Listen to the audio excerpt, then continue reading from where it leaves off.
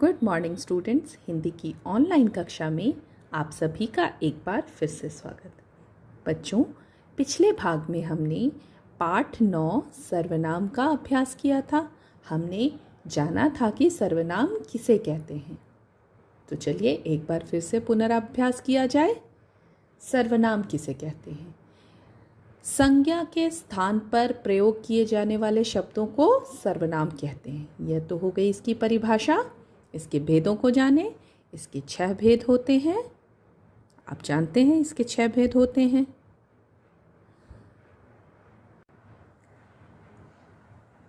पुरुषवाचक सर्वनाम,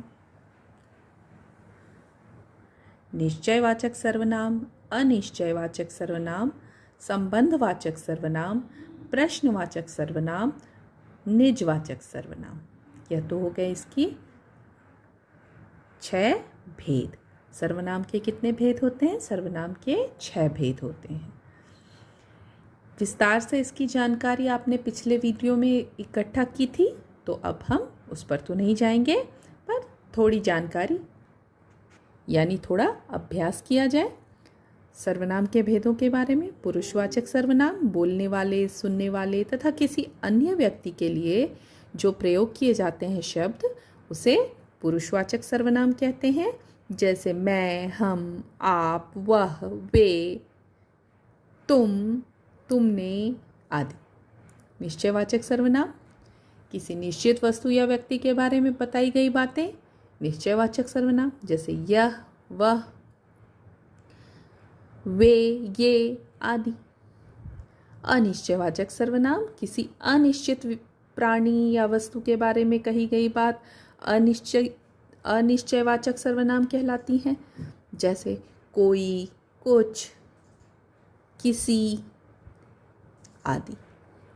संबंधवाचक सर्वनाम जब संज्ञा या सर्वनाम का किसी अन्य संज्ञा या सर्वनाम के साथ संबंध का बोध हो, उसे संबंधवाचक सर्वनाम कहते हैं। जैसे जो, सो, जो करेगा वो भरेगा, जैसा करोगे वैसा भरोगे, जिसकी लाठी उसकी भैंस, जो पढ़ेगा सो पास हो जाएगा।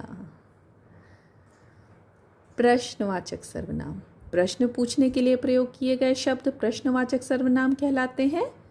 कौन, क्या, किसकी, कब, कहाँ, ये सारे शब्द। निजवाचक सर्वनाम निजवाचक सर्वनाम शब्दों का प्रयोग अपने लिए, खुद के लिए किया जाता है। जैसे अपने आप, स्वयं, खुद, ये वाले सब। मैंने स्वयं पत्र पढ़ लिया। मैं अपना काम स्वयं करता हूँ। मैं अपने आप घर आ जाऊँगा।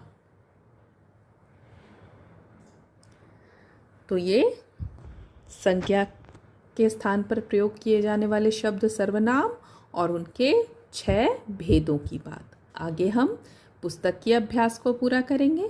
तो चलिए जल्दी से अपनी किताब निकाल लीजिए आप, ताकि आप साथ साथ में पुस्तक की अभ्यास पूरा कर पाएं। पाठ 9 पृष्ठ संख्या 46 यानी कि 46। पुस्तक के अभ्यास प्रश्न संख्या 1। पहले वाक्य को पढ़िए और अन्य वाक्यों में खाली जगह पर सही सर्वनाम शब्द भरिए। पहले वाक्य को पढ़िए ताकि आपको समझ में आए कि बाकी में कौन से, किस तरह के सर्वनाम शब्द हमें भरने हैं। राजू छत पर पतंग उड़ा रहा था। डैश छत से गिर गया। वह छत से गिर गया। डैश हाथ में चोट लगी। उसके हाथ में चोट लगी। डैश टांग भी टूट गई। उसकी टांग भी टूट गई। दिए गए चित्रों के नीचे वाक्यों में सर्वनाम शब्दों पर गोला लगाइए। प्रश्न संख्या 2। यह मेरी टोपी है। अब इसमें सर्वनाम शब्द यह, मेरी। उसके पैर में चोट लग गई। उसके। वह सो रहा है। वह। हम पिकनिक पर जा रहे हैं। हम। मैं पत्र लिख रहा हूँ। मैं। दरवाज़ा कौन खटखटा रहा है? कौन? प्रश्न संख्या 3, सही सर्वनाम के आगे सही और गलत के आगे गलत का चिन्ह लगाइए। सर्वनाम शब्द यहाँ पे देखने हैं। कौन से सर्वनाम शब्द हैं? जो सर्वनाम शब्द हैं उनमें हम टिक लगाएंगे, टिक करेंगे, सही का निशान लगाएंगे, और जो सर्वनाम शब्द नहीं हैं उनको क्रॉस करते जाएंगे। आँख। आँख तो संज्ञा शब्द है, सर्वनाम तो नहीं है, तो क्रॉस करेंगे। मैं बिल्कुल सर्वनाम है। तुम्हें, ये भी सर्वनाम शब्द है। हम, ये भी सर्वनाम है। ये तो सर्वनाम नहीं है। फूल नहीं है सर्वनाम। यह सर्वनाम शब्द।